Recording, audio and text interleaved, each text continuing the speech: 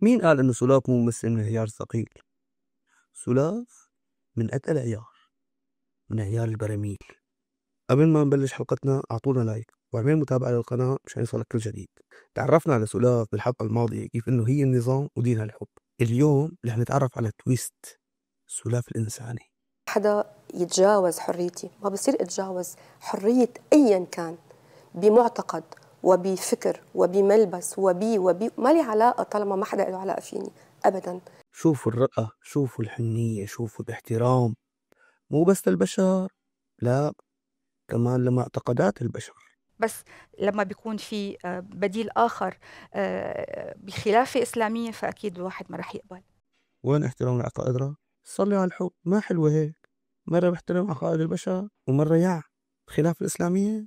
بعدين أنت مو كنتي بطلة ومسلسلات الخلافة الإسلامية بسقط قريش وملوك الطوائف وقدمتيها بأحلى صورة؟ شو أنت ما بترضي بالخلافة الإسلامية إلا إذا عطوك البطولة؟ شو يعني شيوخ جامع هي تعمل ثورة؟ شو معناتها؟ شو معناها؟ شو معناتها؟ ليش ما تركوا الناس الحقيقيين يعملوها؟ كنا كلياتنا مشينا. والله هن ما منعوا حدا، بس بشار حط الناس الحقيقيين بسبايا فما ضل غير المشايخ تبع الجوامع. بعدين وين المشكلة؟ ما فهمت، يعني المشايخ مو ناس حقيقيين؟ تقليد مثلا؟ المسؤول مسؤول، الإخوان يلي واضح يعني أنت هلأ عم تشوف النتيجة. متأكدة إنه الإخوان؟ لأن الإخوان ما في بسوريا من الثمانينات، حافظ خلص عليهم كلهم ما خلى منهم مخبر. فأنا نوعا ما أنا شفت لبعيد إنه في شيء في خراب، والبديل كان باتجاه إخواني. هي عندها بعد نظر، يا بتدمر البلد يا بيعمروها الإخوان، فالأحسن ندمرها. لأنه أنا وقت كنا عايشين بهداك الوقت كان بالنسبة لنا كنا عايشين حياة جيدة، في مشاكل أكيد، بس كان البديل الآخر هو الإخوان المسلمين. هو العالم طلع الثورة إنه الحياة كانت جيدة، إنه يا سنتين وبنصير سويسرا. إيه ما بدنا نطلع ثورة، مو هيك أنت برأيك يا بعيدة النظر؟ قبل هذا الوضع كنا عايشين بوضع نوعا ما مثالي قبل 2011. السويد، سويسرا، سوريا، نوعا ما، نوعا ما مثالية، مو مثالية كاملة، بيان شوي. بس ذكرني شو اللي كان ناقصنا نكون مثاليين. أنا عم أقول بالأخير نحن عايشين ببلد عربي، الفساد جزء من منظومتنا العربية. مو بإيدنا، مجبورين. مو لأنه بشار الأسد وجماعته فاسدين، لا، لأنه منظومتنا العربية هيك فاسدة. شوف السعودية شو فيها فساد، شوفوا الإمارات، هي الكويت، عملوا لكم نظرة على قطر، شفتوا الفساد. نحن بدنا نكون برتبة الكمال والمثالية، بس منظومتنا العربية جابرتنا على الفساد يعني. كم يا بعيدة النظر. في أغلاط كتير، في غلط كتير مهم. أنا من وجهة نظري إنه كتير في ناس موجودين بالمكان الغير مناسب، في واسطات، في رشوة، في ما عم أقلك هيك، يعني شغلات بسيطة، شي من قريبه يعني، مو مثالية، أقل بشوي من المثالية. كملي، اجري بحديثك.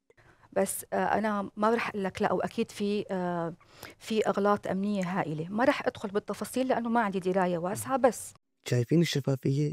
هي ما عندها تفاصيل، بس في أغلاط أمنية هائلة يعني تمنعنا من إنه نكون بالمثالية. يعني مثلا بتشوف شرطي واسطة عم ياخذ 25 ليرة من كل سيارة، بتشوف صاحب محل كل يوم بيدفع 200 ليرة لموظف البلدية مشان يقدر يسترزق، بتشوف فنان مثل علي فرزات بيتكسر أصابعه بنص ساحة الأمويين لأنه بس يجرب يحكي على مسؤول. يعني مشاكل بسيطة تمنعنا هيك من إنه نكون مثاليين. مين قال لك إنه أنا راضية عن الوضع الحالي؟ مين قال لك إنه نحن عايشين مرتاحين؟ أنت من دقيقة قلت الوضع مثالي والأمور بخير، شو نعمل بحالنا؟ نسمع كلامك منك ولا نسمعه من حدا غريب؟ لأنه ما في إنسان بيرضى بالفساد، وما في إنسان بيرضى بالغلط، ولا في إنسان بيرضى بكل هالشي اللي عم أنا أريد يصير. حلو، ومشان هيك أنت ما طلعتي بالثورة لأنك مو إنسانة، شيطانة. ليش ما طلعتي بالثورة؟ أنا كنت أول عم أقول إنه نحن يا ريت كان لو كان في عنا ثورة ممنهجة، فعلا الثورة مفهوم يحترم. ايه والله يا ريت هيك تطلع ثورة ممنهجة تطالب بالحرية والعدالة والمساواة مشان تقمعيها. كان في في ناس اشخاص، محقة جدا، نعم، وصار استغلالها من قبل ناس اتجاههم ديني. طبعا، ايوه، يعني كان في ثورة ممنهجة وكانت مطالبها محقة بس بشار الاسد قمعها، هيك قصدي؟ أنا ما شفت إنه هو ارتكب جرائم. انت صاير معك بعد نظر، بتشوفي من بعيد، ما بتشوفي لها مثل قدام منك. شلون كنتي شايفتي لرئيسة؟ أكيد حكما أنه رئيسي هو أبدا ما نو إنسان ديكتاتور، هو إنسان كتير يحمل صفات الإنسانية، والطيبة بالوقت المناسب والحزم بالوقت المناسب. لما كنت عم أقول من شوي إنه هو زعيم، هو فعلا زعيم. بتحس هيك إنسان عنده إنسانية زايدة، يعني ما استخدم الكيماوي غير شي 30 مرة، ما شاف حقه غير شي 5000 جريمة حرب، ما قصف المشافي غير اللي بمناطق المعارضة، ما ضرب غير شي 100 مدينة، ما نزح غير شي 15 مليون سوري. إنسان إنساني يعني، منيح اللي مو أرداني. طيب شو رأيك بالاتجاه الآخر، الثورة يعني؟ طبعا مع تحفظي على كلمة ثورة، لأنه هي أبدا ما ثورة.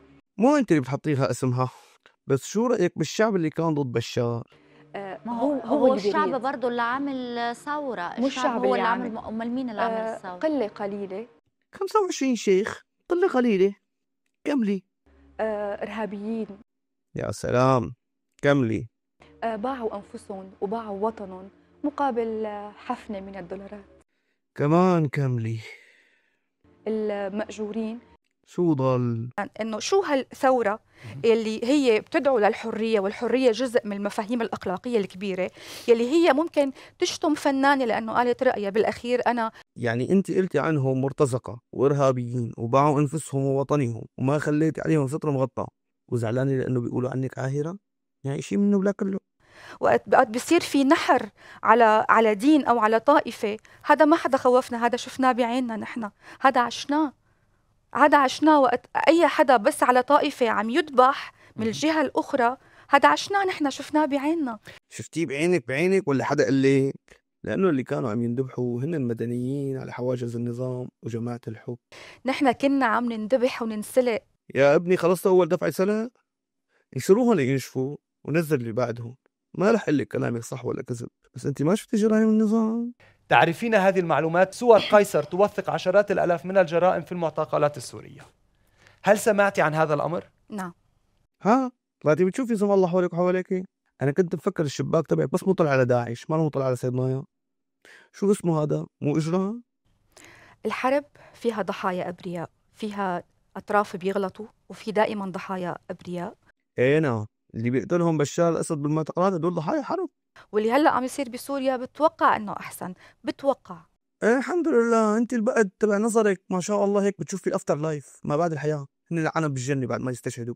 للمصداقيه بتتوقع، مو انه متاكده، بتتوقع، مثل اقرب للمثاليه يعني. انا كل هالكلام جبت لك اياه بس مشان اقول لك شغله وحده، او انت قوليها احسن. يمكن انا لو كنت رئيسة الجمهورية كنت اصعب من هيك. اف كتر خيرك والله، يعني كل شيء عمله بشار ما كفاكي، بدك اكثر. شو اسمه هذا ما اسمه شر؟ انت قصدك انه الشر الموجود الشر جوا الموجود كل فينا. انسان ما بصير يكون لابد منه، يعني ما راح ينتصر علي بيكون لابد منه، ما بقبل. لحتى اكون حلوة ما لازم يكون في جواتي شر، وانا بطمح اكون حلوة. ايه بس فينا شر. ما بقبل. ما بتقبلي ما شيء بس بالواقع شيء. ما اذا ما فيكي شر غير بتستعيري شر لتحمي حالك. ابدا ابدا. يا سلام، انعم واكرم، بتعمل اكثر من بشار بس ما فيها ولا ذره شر. القتل والاغتصاب والتدمير والاعتقال والتعذيب، سلام سلام مصفى. شفتوا كيف سلاف انسان راقي؟ لهون حاجتك اليوم. الجمعة الجاية في إلك مني هدية مرتبة، يا بنت السلام والحب والثقافة.